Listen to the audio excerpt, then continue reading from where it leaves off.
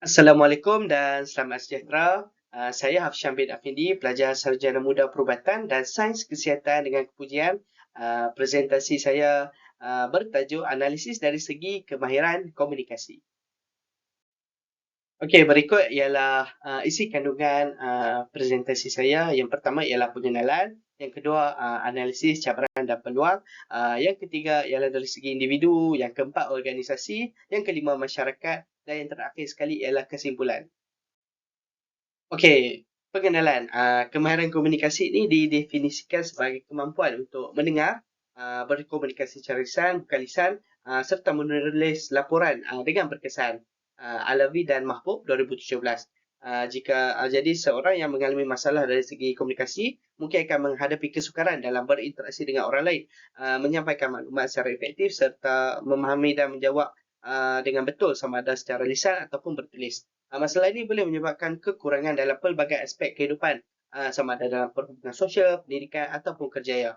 Menurut Rana dan Jida 2017, sebuah artikel daripada Sanji 2001 menyatakan bahawa seseorang jurutera yang bagus ialah menerusi kemahiran komunikasinya untuk menyampaikan idea-idea terdapat banyak pemikiran dan idea teknikal yang bagus di tempat kerja, akan tetapi sangat sedikit saja yang dapat berkomunikasi dengan berkesan.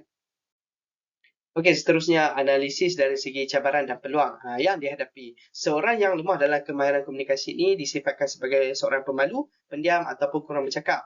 Seorang bersikap demikian mungkin disebabkan pelbagai faktor seperti kurangnya keyakinan diri, pengalaman trauma sosial ataupun kurang latihan dalam komunikasi. Dalam kes-kes tertentu, faktor personaliti seperti introversi boleh memainkan peranan penting dalam gaya komunikasi seseorang. Terdapat pelbagai peluang yang boleh diambil oleh seorang untuk mengatasi masalah dalam kemahiran ini. Seorang itu perlu mengambil inisiatif untuk mengambil peluang yang disediakan dan berusaha untuk meningkatkan kemahiran sosial dan komunikasi mereka. Okey, seterusnya analisis cabaran dan peluang dari segi individu. Yang pertama, berkomunikasi di dalam kumpulan. Sebagai pelajar universiti, anda mungkin dikehendaki untuk berkomunikasi dengan berkesan dalam sebuah kumpulan ataupun perbincangan dalam kelas.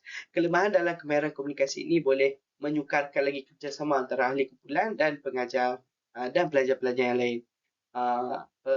Okey, sokongan dari universiti. Universiti biasanya menyediakan sumber-sumber dan latihan untuk meningkatkan kemahiran pelajar. Ini ada peluang untuk pelajar itu belajar dan berkembang. Sebagai contoh, Syed et al. Menyatakan bahawa universiti membantu pelajar melalui pendekatan pengajaran bahasa komunikatif iaitu Communicative Literacy Teaching untuk membangunkan kemahiran komunikasi mereka yang diperlukan untuk memenuhi keperluan di tempat kerja dan juga sangat penting untuk kejayaan akademik seorang graduan. Okey, seterusnya dari segi organisasi, antara cabaran yang dihadapi seperti saya, seorang PPP perlu berkomunikasi dengan ahli pasukan perubatan lain seperti doktor, jururawat, farmasis dan lain-lain. Kelemahan dalam komunikasi ini boleh menyukarkan lagi kerjasama antara pasukan. Kesukaran berkomunikasi berkaitan cara kerja dan sukar dalam memenuhi keperluan pesakit. Sebagai contoh, Kwame dan Petruka 2020 menyatakan bahawa kesan komunikasi yang lemah dalam kalangan jururawat boleh merosakkan kualiti penjagaan, amalan kejuruteraan dan keselamatan. Ini menunjukkan bahawa kecekapan dalam komunikasi adalah kemahiran yang diperlukan dalam profesi kejuruteraan. Antara peluang-peluang seperti contoh, hospital sendiri sering menyediakan latihan dan program kursus untuk memupuk pembangunan kemahiran komunikasi dalam kaki tangan kesihatan. Ini adalah peluang untuk meningkatkan kemahiran komunikasi dalam konteks secara profesional.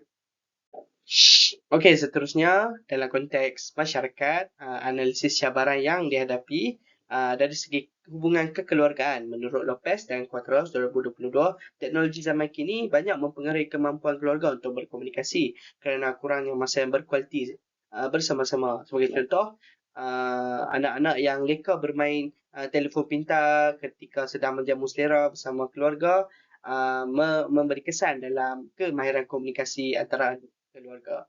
Dari segi perhubungan komuniti, kelemahan dalam kemahiran komunikasi boleh menyukarkan lagi penyertaan aktif dalam kegiatan komuniti dan berinteraksi dengan jiran, tetangga serta ahli komuniti yang lain.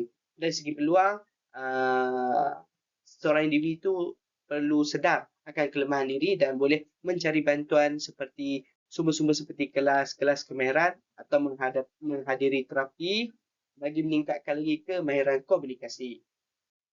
Okey, yang terakhir, kesimpulannya dalam mendalami kemahiran komunikasi ini, aspek-aspek penting seperti kesedaran diri, latihan dan sokongan adalah kunci utama untuk mengatasi cabaran-cabaran dan mengambil peluang bagi meningkatkan kemahiran komunikasi. Mengenal pasti kelemahan dalam kemahiran ini merupakan langkah-langkah awal yang penting untuk mendepani cabaran yang dihadapi di abad ke-21 ini, sama ada dari segi individu, organisasi ataupun masyarakat. Dengan kesedaran dan usaha yang bersungguh-sungguh, kita dapat memenuhi cabaran-cabaran semasa dan memastikan masa depan yang lebih baik untuk kita semua.